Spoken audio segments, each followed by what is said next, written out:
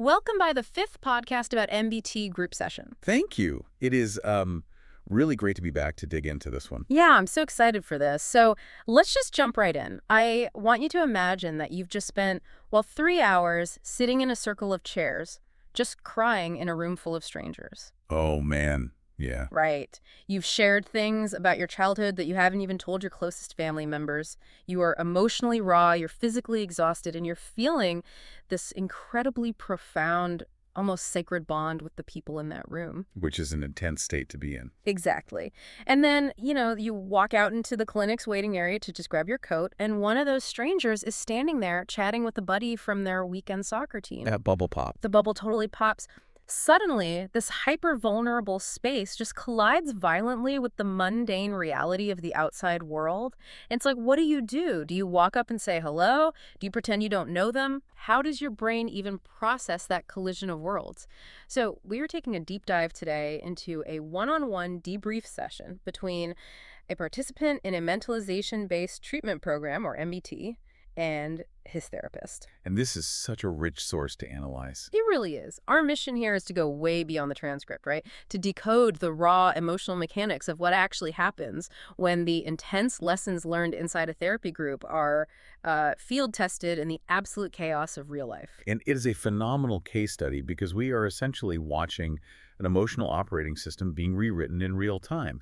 I mean, the core of this treatment, mentalizing, is something we all do or, fail to do every single day. Yeah, usually fail to do when we're stressed out. Exactly. At its foundation, mentalizing is the cognitive and emotional capacity to understand that your own behavior and the behavior of everyone around you is driven by internal states. So like the hidden stuff. Right, we were talking about invisible forces, desires, deep-seated needs, irrational beliefs, hidden emotions. When we are functioning well, we can stay curious about those internal states. We can ask, why do they do that? Right, but when things get heated. Well, when we are triggered, when our nervous system detects a threat, that curiosity completely shuts down. We just react blindly, like we completely stop looking for the underlying why and just respond to the immediate what. Which is why the group therapy aspect of MBT is so incredibly vital here. It's not a support group where people just, take turns venting about their week. Yeah, it's not just sitting around drinking coffee and complaining. No, not at all. It functions as a live, highly pressurized psychological laboratory. The therapists are in the room, sure, but they aren't lecturing. They are intensely observing the live space between the participants. The space between them.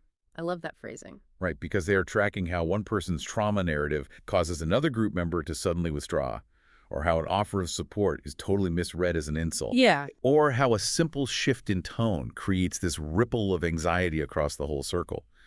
The group provides real-time data on relational patterns. It shows exactly how people struggle to feel understood. And then in the one-on-one debrief session that we are looking at today, the individual therapist acts as a kind of anchor, right? To help process all that raw data. Exactly. She is actively stepping in whenever the participant starts to spiral or get lost in assumptions about what his group members or his family members might be thinking. She essentially hits the pause button. She forces him to slow down. She really does. Her primary intervention, if you look closely, is to ask clarifying questions that pull him out of his immediate emotional reaction and back into a reflective stance. Like what? What does she say? Well, if he says, "My partner did this because she doesn't care about me," the therapist's job is to interrupt that absolute certainty. She will ask, what else might be going on in her mind? And what is happening in your mind right now as you make that assumption? So it's a constant redirection toward curiosity. Exactly. It's about maintaining that mentalizing stance. It reminds me of the difference between an old glitchy computer and a modern operating system. Like in the past, this participant's emotional brain just clicked a button and the whole system crashed immediately. Yeah. There was just no space between the trigger and the catastrophic reaction. But now it's like he has a pop-up window installed that asks, warning, are you sure you want to execute this reaction? That is a perfect analogy. Right. It gives him a split second to evaluate the code before it runs. And that pop-up window is the absolute essence of cognitive pausing. But, and this is crucial, it takes immense, painful effort to build that architecture, which actually brings us right back to that scenario you opened with. Oh, the waiting room. The waiting room. The participant brings this up to his therapist right at the beginning of their debrief. He describes walking into the waiting area and seeing a fellow group member with a friend from the outside world. Right, the soccer buddy or whoever. Yeah, and he describes the encounter as profoundly awkward. And it's really worth pausing to examine why a simple hello feels so intensely psychologically loaded in that specific context. Because the waiting room is supposed to be the airlock, right? Like it's the decompression chamber between the hyper-intimate, almost artificial bubble of the therapy room and the unpredictable real world. Exactly. The therapy bubble is this fascinating sociological phenomenon. To do deep psychological work, you literally have to create a micro-society with incredibly strict rules of engagement. Like Vegas, what happens in group stays in group. Basically, complete confidentiality, no outside contact, structured speaking times. These rules create an artificial safety net that allows people to be more vulnerable than they would ever be in normal society. Right. But the brain, it categorizes relationships based on the environment they occur in. Yeah. So the participant has categorized this group member entirely within the context of shared trauma and clinical vulnerability. But then he sees her with a friend who clearly belongs to the outside category, so the categories cross-contaminate. Right, sociologists call this context collapse. Yeah. It happens when two different audiences that you maintain distinct identities for suddenly merge. Like when you see a teacher at the grocery store when you're a kid. Yes, you experience a mild version of this if you were out shopping for groceries on a Sunday morning in your sweatpants, and you suddenly turn the aisle and lock eyes with your strict formal boss. Oh, the worst. Your brain experiences a moment of acute panic. The social script for relaxed weekend self violently crashes into the social script for professional employee. You literally don't know how to hold your face or what vocabulary to use. Now multiply that feeling by 1,000. Because he isn't just in sweatpants, right? He is emotionally naked. He shares his deepest, darkest fears with this woman. And her outside friend has absolutely no idea. Exactly. So the participant is standing there trying to calculate, like, do I acknowledge the intimacy we share, or do I pretend we are just casual acquaintances waiting for a bus? And the participant mentions that the outside friend actually initiated the greeting, saying hello first, which forces an interaction. The tension he feels is the failure of his internal predictive models. Predictive models. Yeah, our brains love predictability. We navigate social spaces by predicting how others will act based on the established rules of that specific space. When the outside friend enters the airlock, the rules just vanish. So how does the therapist handle it? Because she doesn't just say, oh, that's weird. No, she does something incredibly skillful here. She doesn't brush past his discomfort at all. She leans right into it, asking him explicitly, what do you do with that? If you don't say anything, what happens? She is forcing him to mentalize the awkwardness instead of just suffering through it. Yes. She reminds him that they actually anticipated this. Early in the therapy program, they explicitly discussed how jarring these boundary transitions would be. But, I have to push back on the underlying philosophy here just a bit. Okay, let's hear it. If the ultimate goal of all this intense therapy is to heal and become a more integrated, authentic person, shouldn't we be tearing down these walls? Like, why maintain this strict, walled-off therapy identity versus a real-world identity? Shouldn't the goal be to just show up vulnerably everywhere? I'm glad you asked that because that is a very common and honestly somewhat dangerous misconception about the goal of psychotherapy. The objective is internal integration, meaning you understand all parts of yourself, yes. Right. But it is definitely not about achieving boundaryless vulnerability with the entire world. Total vulnerability in all contexts isn't authentic, it's just unsafe. Boundaries are the architecture of psychological safety. So the mental walls aren't a sign of being fake or hiding something. Not at all. Think of the group therapy space as a high-security laboratory where you are handling volatile emotional material. You need the reinforced walls of confidentiality and strict rules to keep that material contained so you can safely examine it. That makes a lot of sense. If you immediately drag that raw material out into the grocery store or the workplace, or even a casual waiting room encounter with a stranger, it becomes destructive. Right. The participant's anxiety in the waiting room is actually a healthy recognition that the reinforced walls have briefly vanished. He recognizes that his therapy self requires a protected environment. He needs to know that the sandbox has clear edges, right? Because otherwise the sand just spills everywhere and you can't build anything. Exactly. And the effort it takes to maintain those edges, to constantly process these interactions, is just exhausting, which actually leads us to a moment in the debrief where the sheer weight of this mental effort completely crushes him. Yes, the fog of overwhelm. Right. He starts talking about a recent 3-hour group session where he essentially dissociated, like completely checked out. He describes sitting in the circle, physically present, but entirely disconnected from whatever was happening with the other members. He tells his therapist that his mind was completely consumed by two massive personal crises happening outside the room. Which we'll get into, yeah. Right? One with his aging mother and one with his romantic partner. But he uses this remarkable phrase to describe his condition in the group. He says, "I think that in some places I had switched off my frontal cortex." I was really struck by that. He is literally self-diagnosing his neurological state in real time. And he isn't just using a metaphor, is he? He's describing an actual biological mechanism. He is dead on accurate. He is describing cognitive overload leading to a state of emotional flooding. So the prefrontal cortex is the evolutionary newcomer to the human brain. It sits right behind your forehead. Right, the logic center. Yeah, it's responsible for executive function, Hmm. logic, planning, impulse control, and the highly complex social processing required for mentalizing. And it requires a massive amount of metabolic energy to run. It's a battery drain. A huge battery drain. Now, deep inside the brain is the limbic system, featuring the amygdala, which is your primitive threat detection center. The survival brain. Yes. When you're dealing with profound personal crises, like the declining health of a parent or the potential end of a 2-decade relationship, your amygdala starts firing alarm bells. Because it perceives a threat. It perceives a massive threat to your attachment, to your very survival. When that internal alarm gets loud enough, the brain executes an automatic override. It literally redirects blood flow and electrical activity away from the prefrontal cortex and sends it to the amygdala and the brainstem to prepare for fight or flight. Wow. The brain literally decides, we don't have the energy to analyze the complex emotional nuances of the stranger sitting across from us right now. We just need to survive this internal panic. So his pop-up blocker just crashes because the hard drive is entirely out of memory. Exactly. He has zero processing bandwidth left to decode the room. He is marooned inside his own head. And in a typical MBT setting, checking out of the group dynamic is usually something the therapist will actively challenge. Right, because it looks like resistance. Yes, it can be a defense mechanism, a way of avoiding the difficult work of relating to others. But here, we see a really profound shift in how the participant handles his own limitation. Because he doesn't just sit there and pretend. No.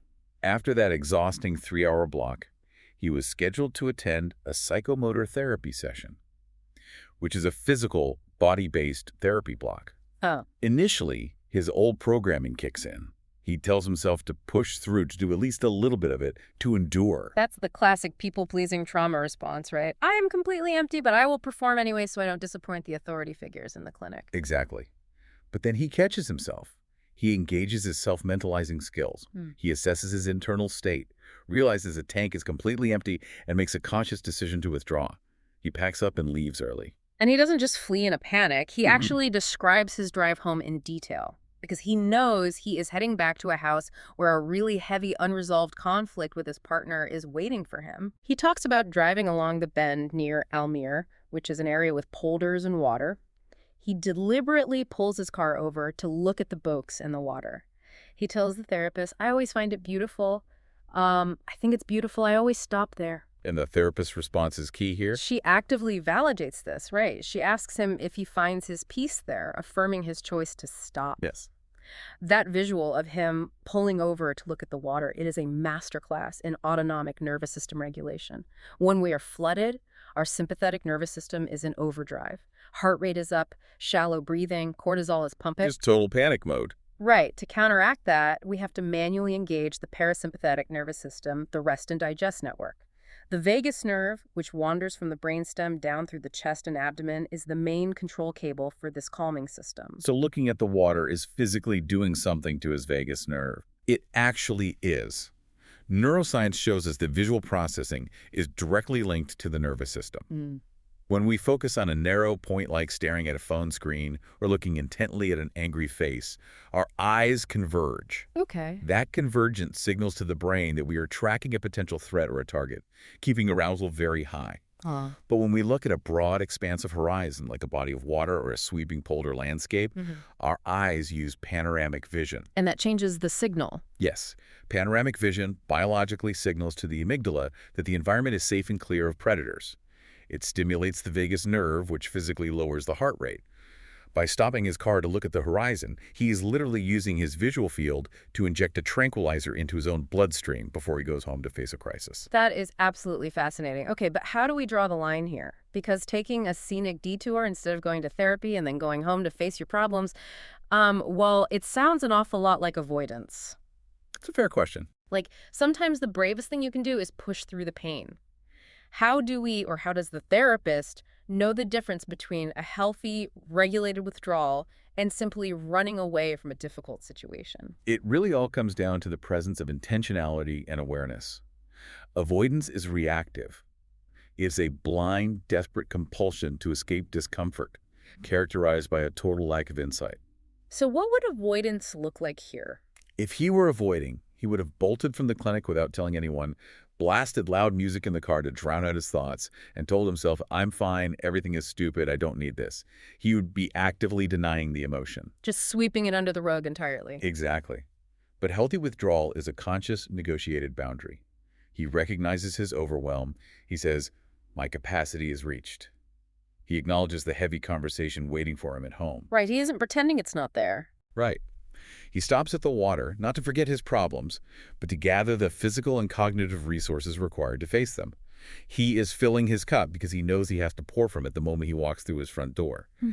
And the therapist knows it isn't avoidance because he explicitly brings it to the debrief session to analyze it.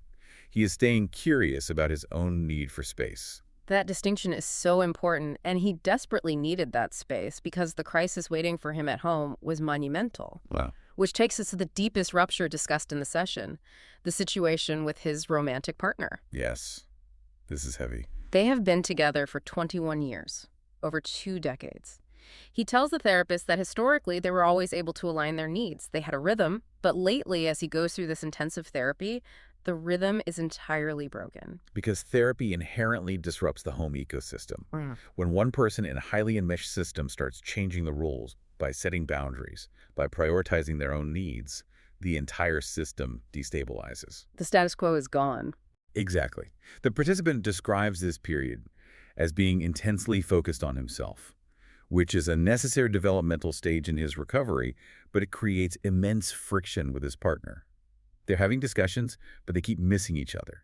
They can't seem to feel what the other person wants. They're speaking two entirely different emotional languages. And then the friction sparks a massive fire. His partner calls him in the evening and drops a huge ultimatum. Yeah. She tells him she has thought about it, and the terms are basically either he comes back to the relationship exactly as it was today, or it's no contact, all or nothing. Fix it now, or it's over. An ultimatum of that magnitude from a partner of 21 years is the ultimate stress test for his new operating system. To really appreciate the gravity of his response, we have to reverse engineer his historical trauma patterns. Okay, let's do that. In attachment theory, an ultimatum like this triggers deep, primal abandonment anxiety. It signals that connection is strictly conditional on compliance. And his historical response, as he openly admits to the therapist, would be absolute panic. He says his instinct would be to pack his bags, leave tire marks on the driveway, and rush to her side. That is a trauma response known as fawning. Fight, flight, and freeze get all the attention in pop psychology, but fawning is incredibly common in relational trauma. What exactly is fawning? It is the immediate abandonment of your own boundaries, needs, and identity to appease a perceived threat and secure the attachment. His brain's old predictive model says, if I don't fix her distress immediately, I will be abandoned and I will die. Wow. So his old self would have rushed back, swallowed all his newly discovered needs, and merged back into the old dysfunctional dynamic just to stop her from leaving. But the pop-up blocker works this time. The frontal cortex stays online. He doesn't leave tire marks. Instead, he listens to the ultimatum, and he hits the pause button. It's remarkable. He tells her that her words affect him deeply, but he needs time to investigate what it actually does to him. He refuses the false urgency. He tells her he needs a week to process the demand, and he explicitly notes that he wants to bring it to his therapy session to discuss it before giving her any kind of answer. By requesting that delay, he fundamentally alters the power dynamic of the entire relationship. He steps completely out of the reactive dance. But more importantly, he articulates a profound internal shift to his therapist. He says, I know how important I am. That touches me. I am important. That is a massive breakthrough. I am important. But, let's mentalize the partner for a second, because from her perspective, her partner of 2 decades is suddenly pulling away, acting differently, and now he's refusing to reassure her. Her ultimatum isn't necessarily malicious, is it? No, it rarely is. It is a desperate attempt to regulate her own terrifying anxiety. She is seeking safety through fusion. When she feels the gap growing between them, it feels intolerable, so she demands immediate resolution to close the gap. Come back today. Right, she just wants the pain to stop. She is trying to force the system back into its familiar, if dysfunctional, equilibrium. The participant, however, is now seeking safety through differentiation. Differentiation, so finding himself. Yes. He is discovering that he is a distinct individual with valid needs that exist completely separate from her demands. He needs space to figure those needs out. The crisis occurs because her strategy for safety fusion and his strategy for safety space are directly colliding. Think about the conflicts in your own life. When a colleague, a friend, or a partner demands an immediate answer to an emotionally charged issue right this second, they are almost never trying to solve the logistical problem. That's right. They are trying to offload their own internal anxiety onto you. They want you to make a decision so they can stop feeling uncertain. Recognizing that false urgency and having the courage to say, I need 24 hours to think about this is an absolute superpower. It really is. But achieving that superpower comes with a heavy cost. It does. And the therapist carefully tracks his emotional state. As he says, I am important. She notes the gravity of his realization. Because he isn't celebrating, he tells her, it's sad that I allowed this for so long, and as long as I have lived. That part broke my heart a little bit. Is that a normal part of the process? Like, is true psychological growth always accompanied by this kind of grieving process for the years you spent making yourself small? Unfortunately, yes. Yeah. It is perhaps the most painful phase of healing. In psychology, we sometimes refer to this as mourning the lost self. Mourning the lost self. When you finally wake up from a lifelong pattern of fawning and people-pleasing, when you truly internalize that your needs always mattered, the immediate realization is a devastating inventory of all the times you betrayed yourself. Oh, man. You look back at decades of relationships, career choices, and family dynamics, and you see how much of your life was built on abandoning your own identity just to keep others comfortable. You grieve the tire marks you left on all those driveways over the years? Yes, beautifully put. The therapist validates this grief. She points out that while he has experienced joy in his life, this specific feeling, the bedrock conviction that he is fundamentally important as an independent entity, is entirely new. Right. He is standing on solid ground for the very first time, but he has to mourn the fact that he spent 40 or 50 years just treading water. But once he finds that solid ground, it completely changes his posture in the world. And it doesn't just stay compartmentalized in his romantic life. No, it spills over everywhere. Exactly. The realization that I am important starts cascading into his professional life. Let's look at how he translates this newfound self-worth into a boardroom negotiation. So the participant works as an independent contractor, and he has maintained a long structural relationship with a major client. Suddenly, the client shifts the goalposts. They execute a significant structural change. They decide to transition his role from a continuous structural position into a project-based contract, dividing his work into 3 specific projects. And they drop this on him with an additional request. They ask him to define the project goals and the desired results for these new parameters. Now, in the old operating system, how does he process this change? He admits to the therapist that previously this would have been a catastrophic blow to his ego. He would have completely failed to separate his personal identity from his professional utility. Right, he would take it personally. Very personally. He would have perceived a corporate restructuring as a deeply personal rejection. His internal monologue would have been, they don't value me, I'm not good enough, they're trying to push me out. He probably would have responded by overfunctioning, right? Like panicking and working 80-hour weeks to prove he was indispensable. Exactly. When your self-worth is entirely dependent on external validation, any shift in the external environment threatens your core identity. But watch how the mentalizing brain handles the exact same scenario. It's so different. He looks at the client's decision, and instead of internalizing it, he observes it objectively. He mentalizes the organization. He recognizes this is a strategic business choice based on their operational needs. It has absolutely nothing to do with my inherent value as a human being. He actually tells his therapist that he felt the change as a compliment. He flipped the narrative completely. He saw it as them trusting him to handle complex, specialized projects. And the therapist actively mirrors this massive shift.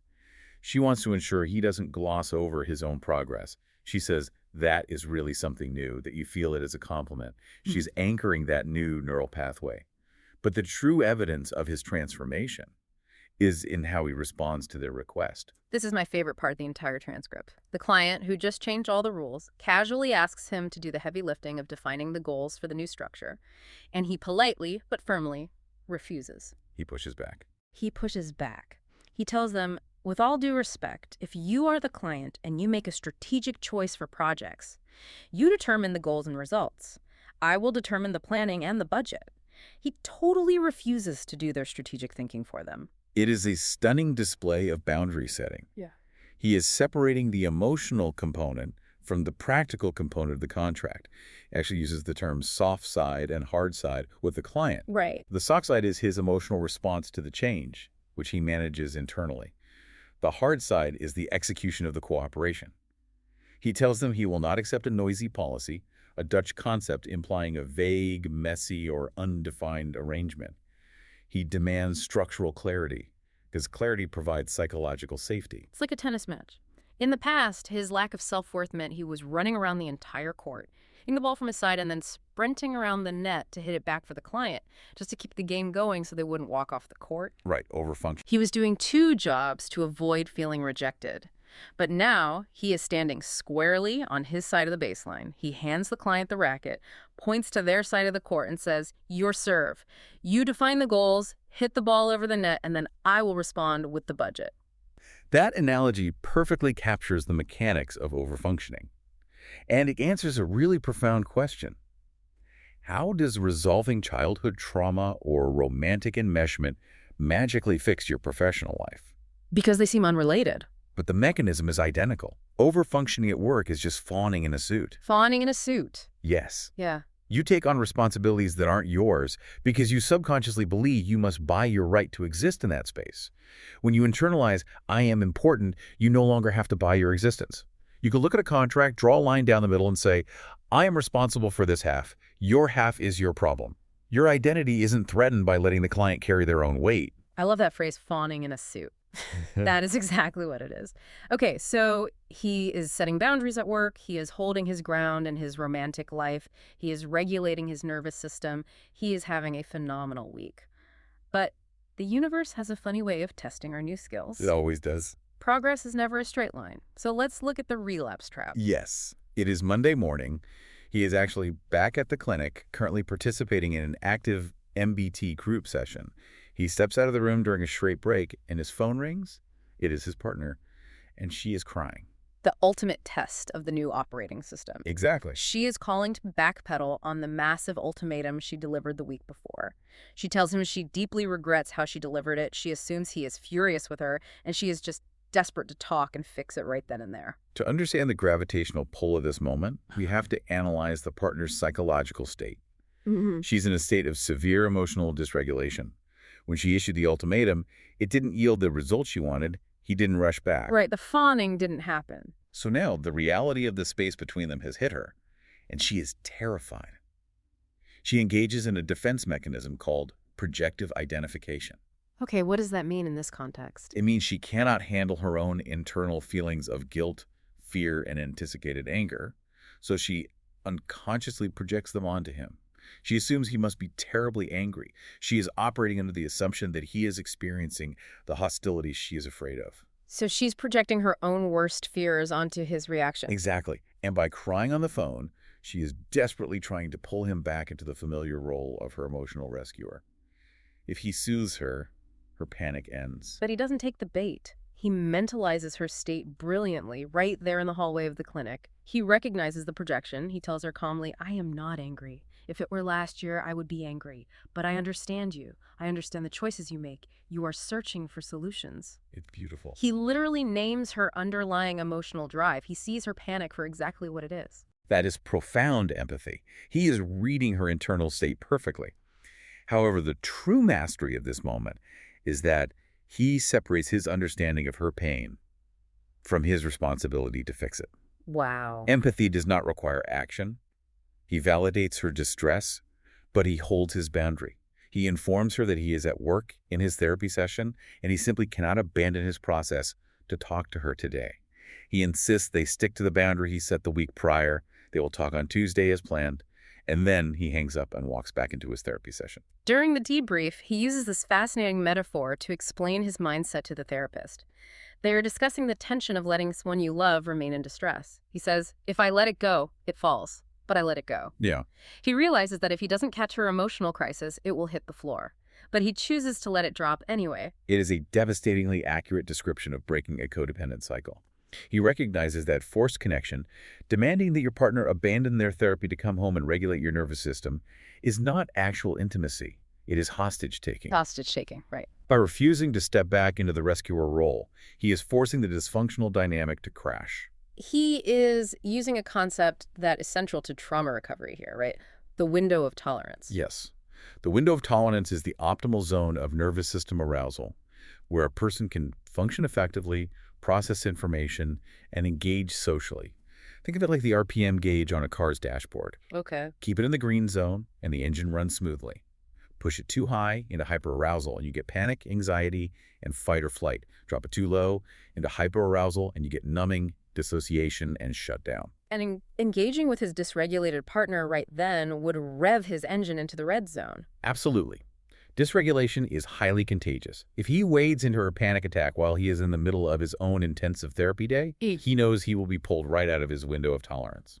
He tells the therapist, I need to stay close to myself because that gives me the least tension.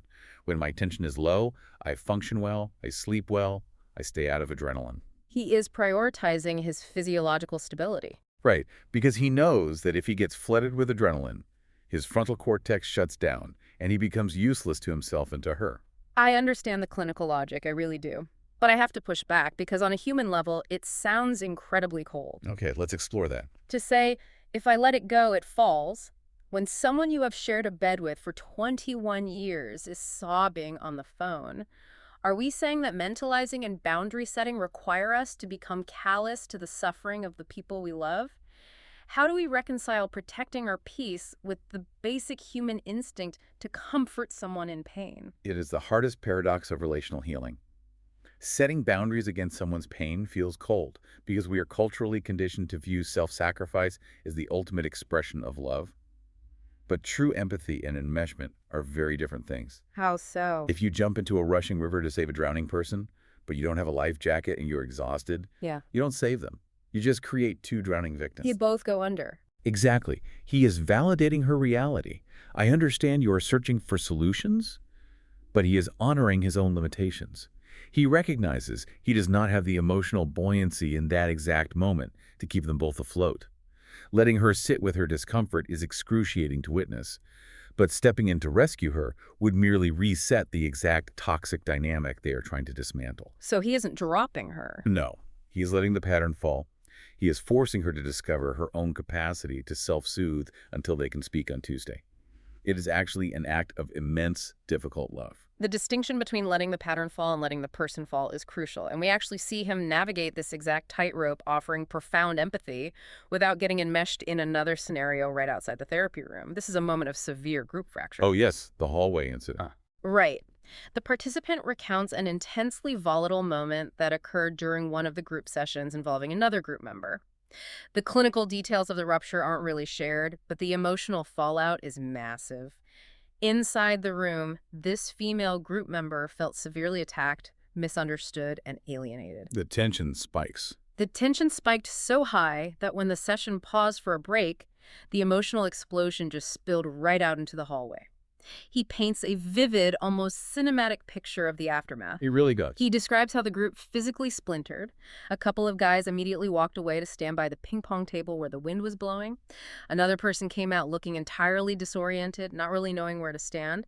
And the female group member who felt attacked was left standing, completely isolated in the middle of the space, crying, feeling like the whole world was against her. It is a perfect example of how group dynamics physically manifest emotional realities. What you are describing is the study of proxemics, how humans use physical space to communicate. Proxemics, right. The group system experienced a massive emotional rupture inside the room.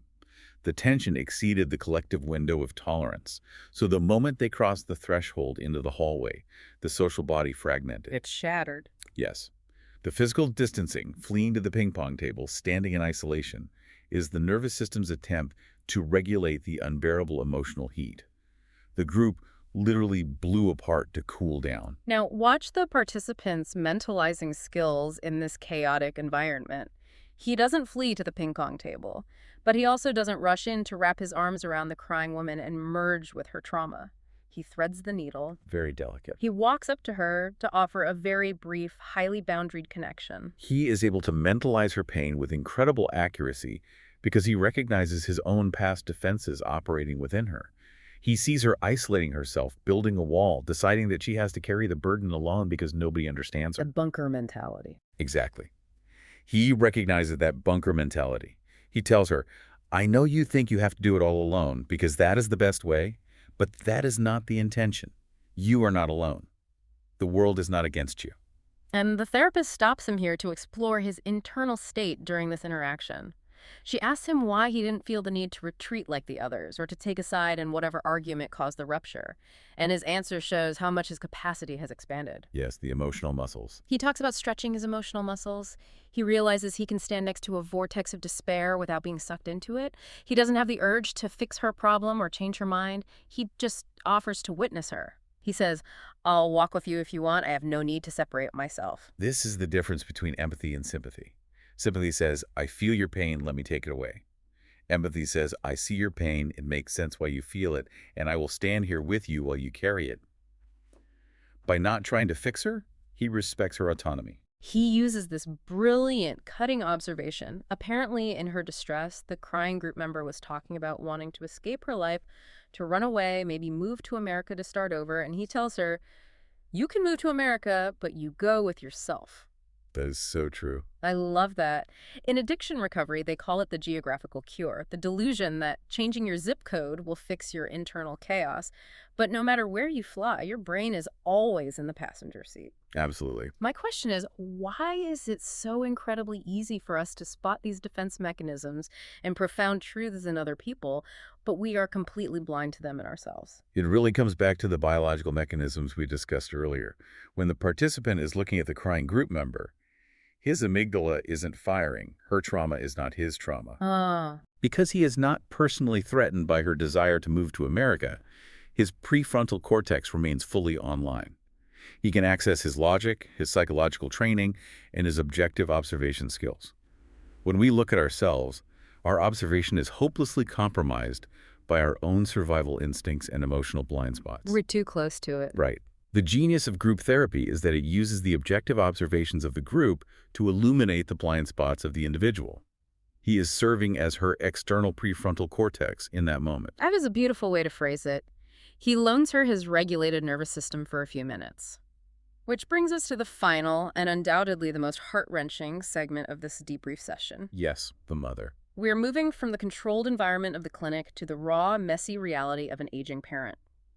The participant discusses a recent visit to his elderly mother. The clinical picture he paints of his mother's living situation is deeply alarming. Her husband, his father, has recently passed away. She is drowning in grief. But beyond the emotional toll, there is a severe physical decline. The participant tells the therapist that his mother hasn't showered in 2 or 3 months. She refuses help. She is washing herself at a sink while sitting on a chair, physically unable to reach her own feet.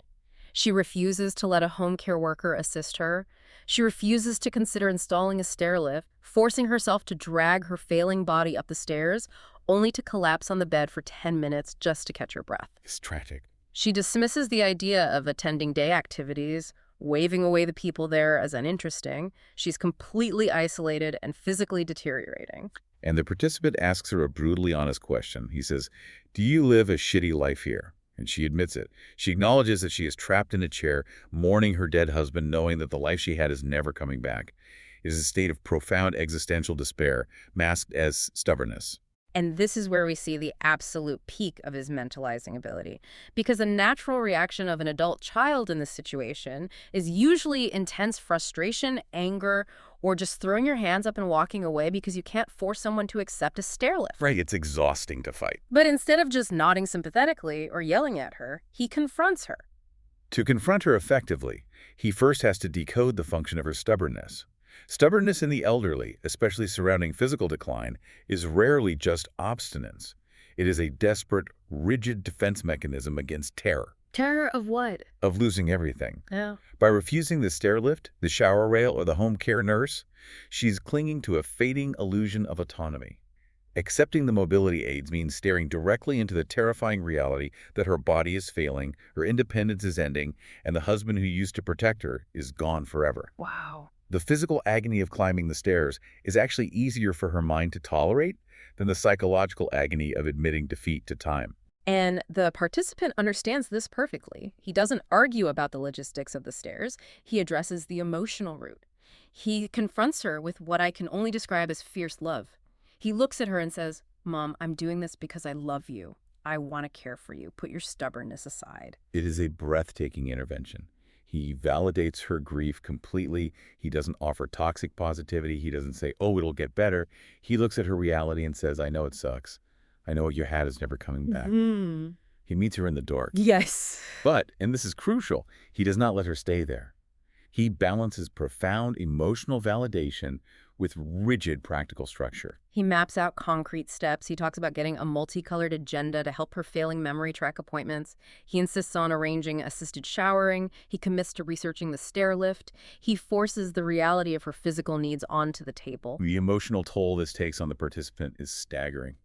He confesses to the therapist, "I see my mother disappearing while she lives." Anticipatory grief. Yes. It is arguably the most exhausting psychological labor a human being can undertake. You are forced to parent the parent. You have to override their wishes for their own physical safety, which feels like a betrayal of the authority they once held. It completely flips the dynamic. It does. You are actively mourning the loss of the strong, capable figure who raised you, while having to manage the fragile, stubborn reality of the person sitting in front of you. You are grieving someone who isn't dead yet.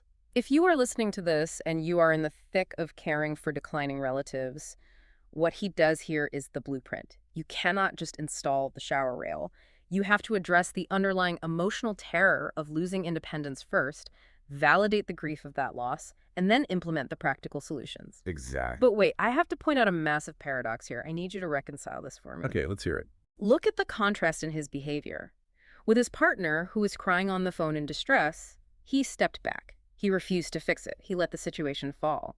But with his mother, who was also in distress and refusing help, he stepped in.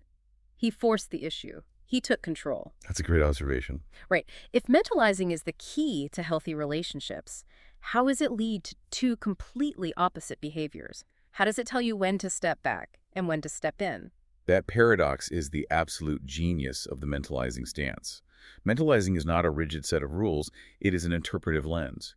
It demands that you assess the specific capacity of the person in front of you. Capacity. Okay. With his partner, he recognized a capable adult who was temporarily dysregulated. Stepping in would have perpetuated a toxic cycle of enmeshment and robbed her of the opportunity to learn emotional self-regulation. She had the capacity to self-correct, she just didn't want to. So he stepped back. He applied a boundary. Exactly. But with his mother, the assessment is entirely different. Due to advanced age, profound grief, and cognitive decline, she lacked the actual capacity to self-correct. Stepping back in her case wouldn't teach her a lesson in self-soothing. It would result in severe physical neglect, falls, and total isolation. She literally couldn't save herself. Therefore, mentalizing required him to step in. He applied boundaries to protect his peace from his partner's panic, and he applied structure to protect his mother from her own decline. He read the distinct context of the distress and adapted his intervention perfectly. That is just incredible. Let's synthesize this incredible journey. We started with a man standing awkwardly in a waiting room, feeling his brain short circuit because two worlds collided. And over the course of the single debrief session, we have watched him use the emotional muscles forged in the fire of group therapy to completely rewrite his life. It's a true transformation. He navigated a massive romantic ultimatum without abandoning himself. He redefined his professional worth and set strict boundaries with a major client. He comforted a distressed peer in a hallway without absorbing her trauma. And he lovingly, fiercely confronted a dying parent. It is an awe-inspiring testament to the power of understanding the human mind. It truly is. It demonstrates that therapy isn't about sitting in a room talking about your past. It is about acquiring the tools to survive your present. And I want to leave the listener with a final, perhaps counterintuitive thought to mull over. Right. We've spent this entire time analyzing the power of mentalizing, of deeply understanding yourself and others. Right. But true mentalization isn't about achieving some state of telepathic enlightenment where you perfectly understand everyone's motives all the time. It's not about having all the answers. Precisely. Sometimes the highest form of mentalizing is recognizing when you don't understand. It is having the humility to say, I am too overwhelmed to process this right now, or I don't know why you're acting this way and I don't have the capacity to figure it out today. Giving yourself grace. It is giving yourself permission to pause, to check your own internal dashboard. Realizing that sometimes the most profound act of love, both for yourself and for the people around you, is simply allowing things to be uncomfortable, messy, and unresolved for a little while without rushing to fix them. Thank you for listening to this group session episode of the MBT podcast. Don't forget to follow us to stay updated on new episodes where we continue to explore what it means to mentalize within yourself, in relationships, and within the group.